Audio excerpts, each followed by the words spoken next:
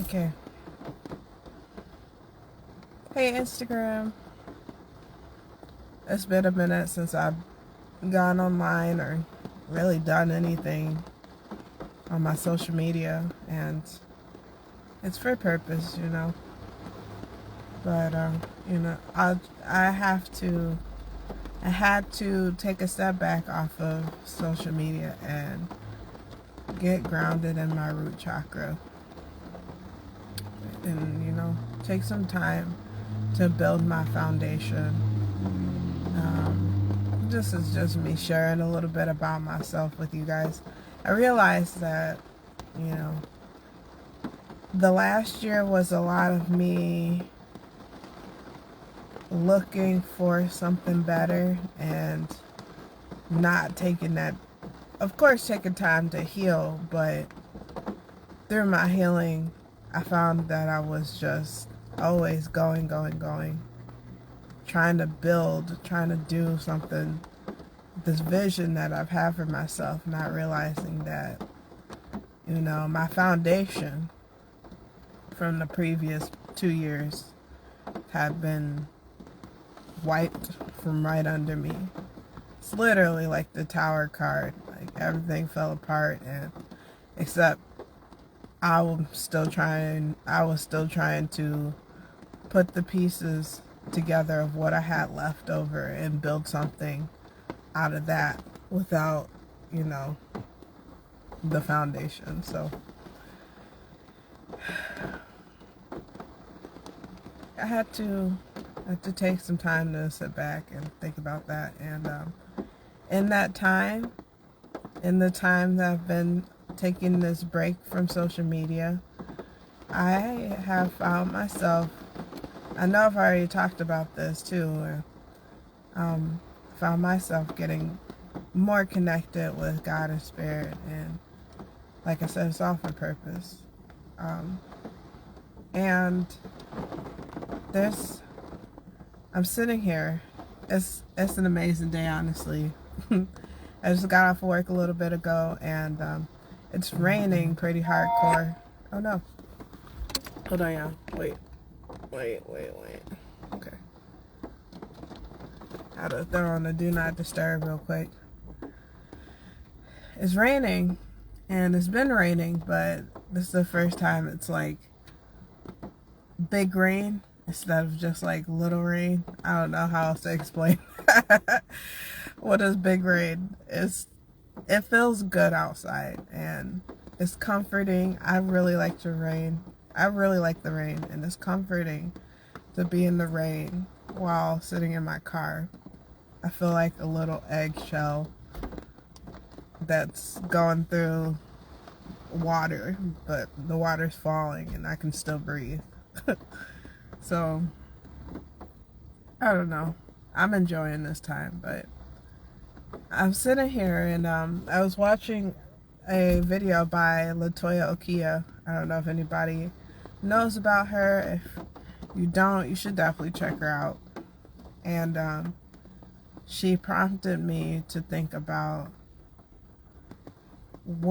who you are. Well, she prompted, all her whole audience to think about who you are, and not just who you are as in, the physical, who society has told you are, who your family has told you are, but who you are in the sense of who you were before you were born, when God knew you, before you knew yourself.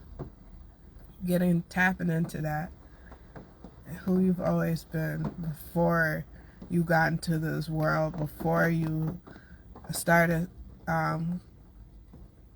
questioning yourself and your value and your worth because of what society says, because of what other people say, before you've been placed with all these labels that society continues to place on us. Who are you? And I sit here and I was thinking of all the things that I am.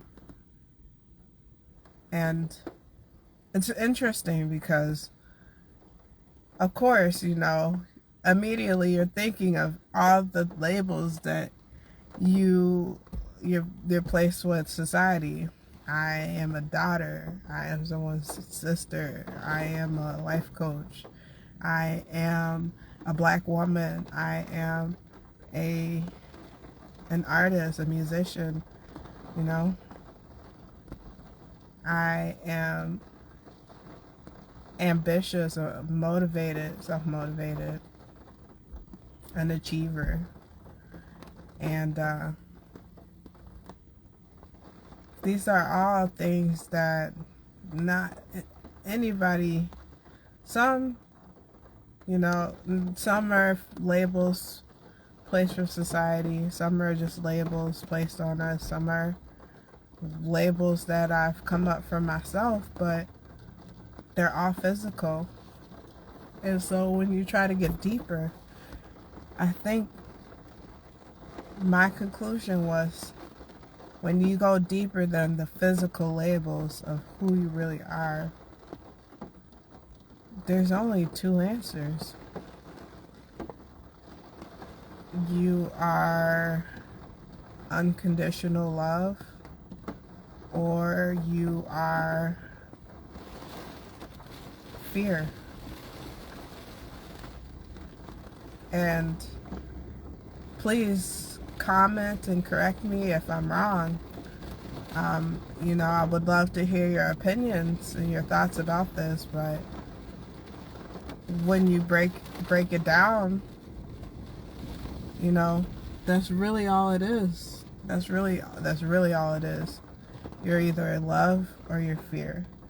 And all the energy that all of your energy, all of your actions stem from those two things. You do what you do out of love, or you do what you do out of fear. You are who you are because of love, or you are who you are because of fear. And I can't tell you who you are. This is what you would have to go to your spirit guides, your God, your ancestors, or whatever it is that you believe in, and get the clarity on that for yourself. But ultimately, like I said, that's what it breaks down to. And so, for me personally, I think of, I am unconditional love. And what does it mean to be unconditional love? And to me, that is having time and space created for myself, prioritizing myself, but also prioritizing the time and space of others when I'm occupying that for them. I don't know if that makes sense. Sometimes I say things that make sense in my head, but the way it comes out is weird. But what I mean is, like,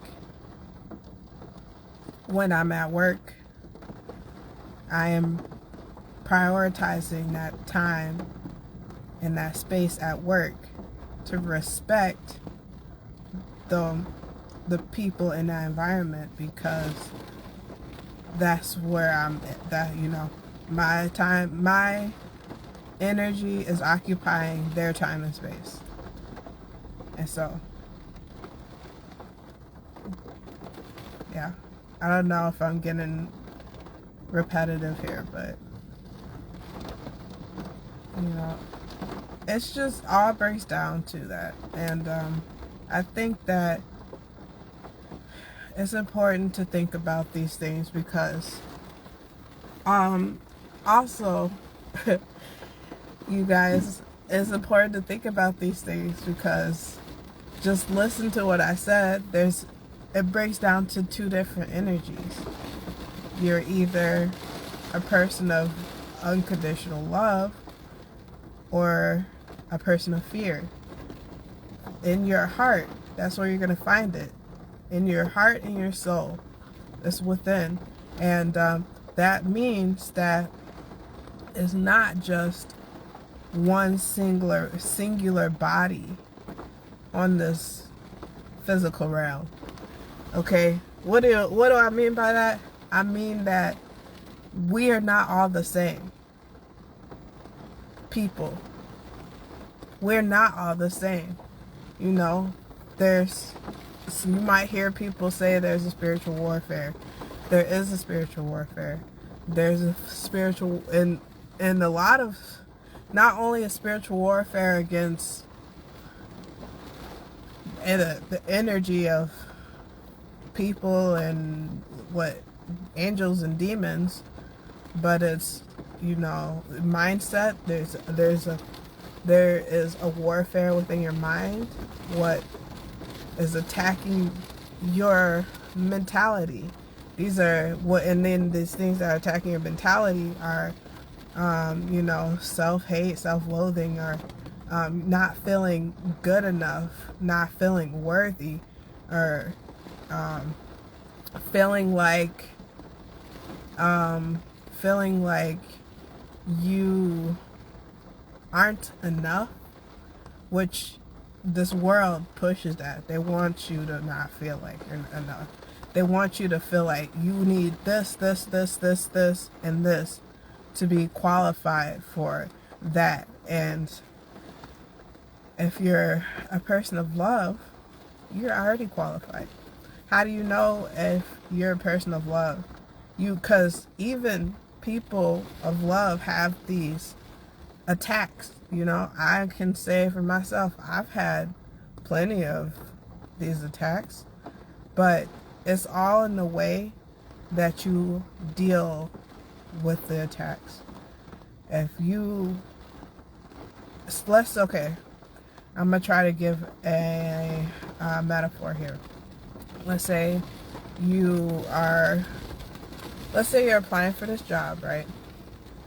And you apply for the job and you're so excited, you think that this is the best opportunity that you could have ever applied for, and you're more than qualified, and there's no reason that you should not get this job.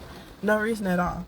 And then a week goes by and they email you back that your resume looks weird and you're not qualified for this job. We're not going to hire you. So there's two ways that you can handle this. First way, okay, and I got a meeting in like 15 minutes, so I'm going to keep this quick. The first way that you can handle this is, you know, let that beat you up. Your resume is not good enough. You don't qualify. You didn't get the job. Now you're starting to question your self-worth. Now you're starting to question your ability. Now you're starting to question your worth. I already said that. Now you're starting to question all these things about yourself and why you even tried. Why you even put yourself out there. Why did you even do any of that? And none of that helps, because all that does is put you in angst and anxiety and like I said, fear and worry, and all of those things bring your vibration lower. That's fear-based. That's a fear mentality. That's fear-based thinking. The second way that you can handle it is let it roll off your shoulder. Oh, you didn't get that job? You can pray to God. You can ease your mind in knowing that what is for you will never pass you. That's the way of thinking of it. Or you can think of it as, this was not the right opportunity for you. I didn't get this job because maybe it looked good on paper, but as soon as I got into that place, something probably would have went wrong. And it would have been not what I thought it was, you know? That was another way of thinking of it. Rejection is divine protection. That's how I think of it, you know? So it's all in the way that you process it. And you have full control on how you process. This is our will. God, that's the reason why God gave us will. Because, we have a choice in choosing what side we're going to be on. Are we going to be a person of love? Are we going to be a person of fear? And all this stuff affects our DNA, the way that we think, the way that our mind processes things. It affects our DNA, and that's why I said that we're not all just one. There's two.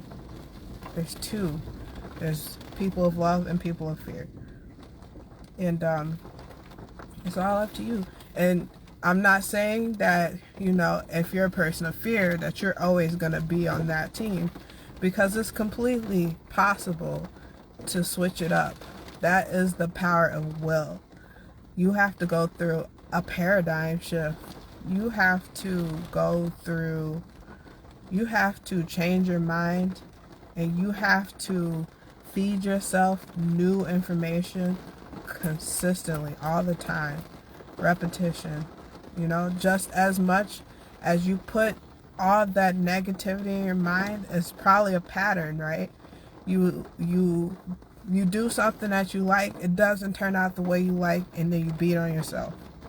Or you do something that you like, it doesn't turn out the way you want, and then you blame others or you blame yourself. Instead of putting blame on anybody, including yourself, take responsibility. Responsibility is ownership. Ownership is freedom. Okay? So I just wanted to share this really quick because it was on my mind. And I said more than I thought I was going to say. But yeah, I feel it's been a while since I posted on here. I really just wanted to share that prompt that LaToya gave me with you guys. Like I said, definitely check her out on YouTube. Her name is LaToya Okia. Okay? I love that lady. But I'm gonna go, y'all. Thanks for listening in. Peace out.